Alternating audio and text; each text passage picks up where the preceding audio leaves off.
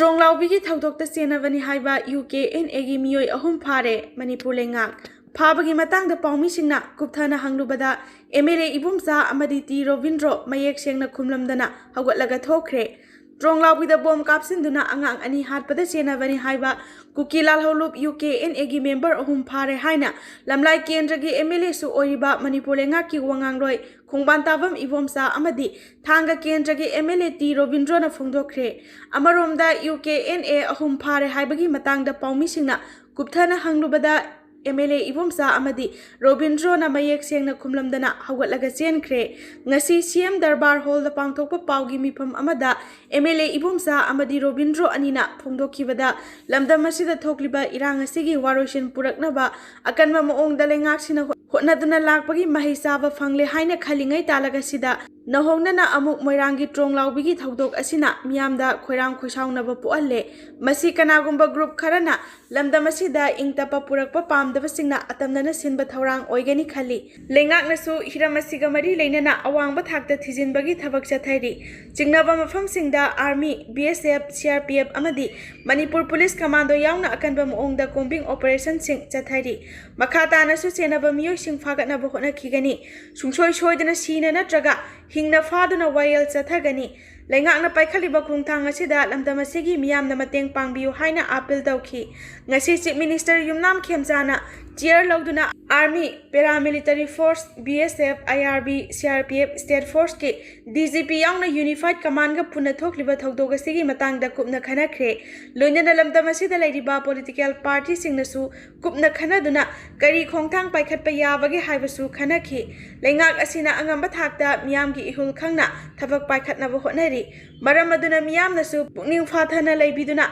Lengakta Mateng Pangbiduna Lamdamasida, Intapa Purakna Bahotna Minasi, Matam Kyagi Mamangda Combing Operation Chatarabasu, Beligi Commando Yahon Bayaram Davadu, Handaki Taudo Asidadi, Beligi Commando Supuna Sarukiaduna, full swing the Operation Chatari, Case Asi Enayada Thajinlamba Sinnakhre Maram Oiraga. Case Sigi Matang the Hector Pundopasu, Aranba Oigani, Stronglaubi Taudo Senavani Haiba Chingnaba, UK and Egi member Ohum Adu Kadaidagi Favano Haina, Paumising the Hangba Wahangi Paukumda, Chorsampur District Tagi Favani Hierarchy, Adabu Chapsaba Mapam di Kangalakide, Makoidagi AK-47 rifles Amaga, Pistol Amaga Hosik Favagi Oina Fagat Bangamle Haiki, Lamdamasigi Miam the Su Puning Pata Biduna, Lengakta Mateng Pangbio Hireduna, Ingtapa Purakna Bohotnabada, Lengak Yaroi Miamgi Matingsu Matautai Haiki. Fake account hangduna atopa proof kinupi singda video Thajinlamba ama Pairaga police the Sinnakhre. Fake account hangduna Maitei nupa saraga nupi angang singda natai sadava video amadi photo na singba Thajinduna aran balambida pusinana bahotna ramba miyoi ama arambai tengol 80 unit 27 ka wakal taminaraba matung police the Sinnakhre hairi thaudoga sida senari ba miyoi asi Bishnupur district ki manung chana leiba Bishnupur Muslim laikai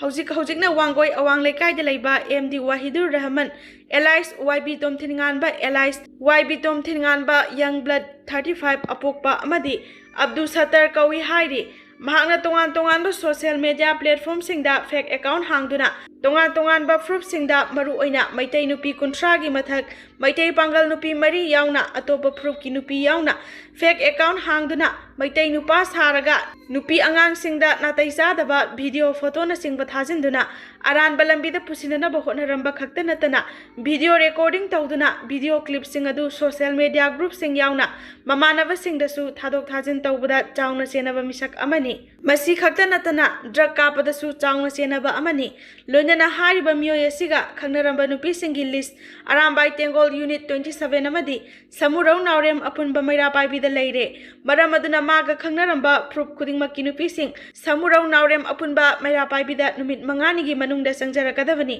karigumba sangjaraktaba tarabadi maduda tholakpa afafata daitya pumnamak masa masana pujagadavani hairiba MD Wahidur Rahman asi arambai tengol amadi samurau naurem apunba maira paibiga wakal taminaraba matungda wangoi police station gi official laktuna Sinnakhre Siga Mari Lenana Samurau Naurem Apunba Maira Paibigi Secretary Oina Salbasanu Nahai Hojik Iram Damasida Lady Banupi Angang Singda Asigumba Fatava Langda Turaga Natai Sadava crime Mayam Tokadaba Sigi Mama Mapa Oibising section bio hierarchy.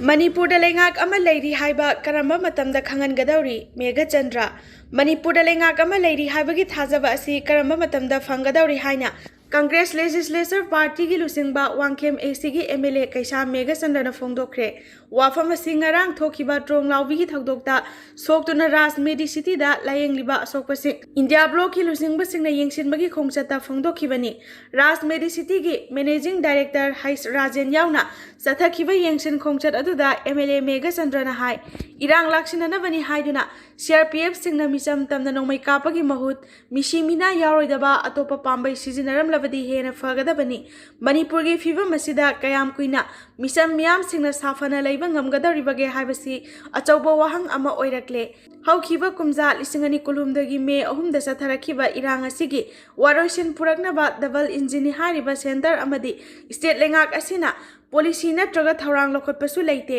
Manipurda lengak leiri haibagi thajaba karama matamda fangadawri tangdu leitaba Manipur ama ohenba haibasi lengak asigi mathauni miyam amadi lupsingna tawgadaba thabak natte haibasi lengak chukli paiba singna khangpham thoi haiki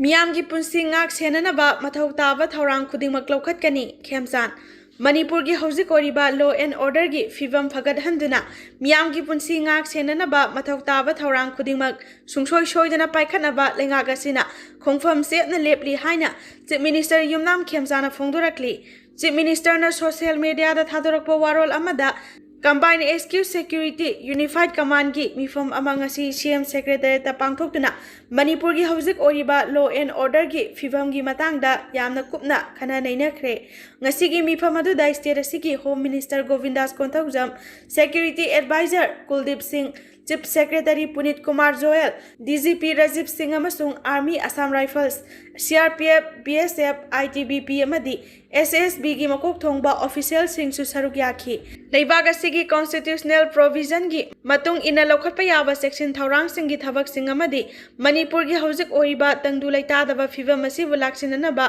paikhatpa yaba thabak thoram khudingmak paikhatnaba mifam aduda khana nainakhi loinana Manipur da thengnari ba tangdu leita daba fivam asi bulaksin batanatana state asigi miyam ngak senba yauna lamdam asida ingtapa puraknaba mahausa punsida hanjil hananaba paikhatpa yaba thabak kudingmak paikhatnaba khana nainakhi haiba wafam thambaga loinana leiriba lengak asina state asigi mafam kudingmakta law and order gi fivam phagat hananaba amadi miyambu ngak senbinabagidama khongfam sena lepli hairi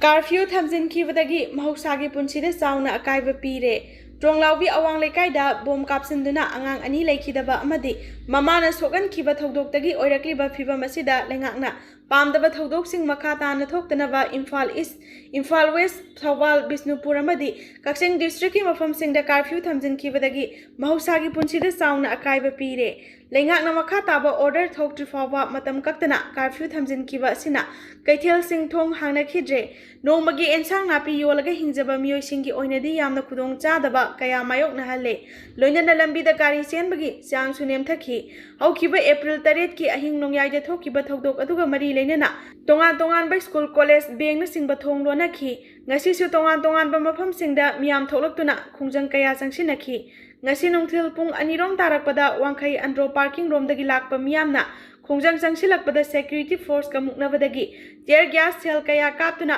khungjang loising adu tankhai khi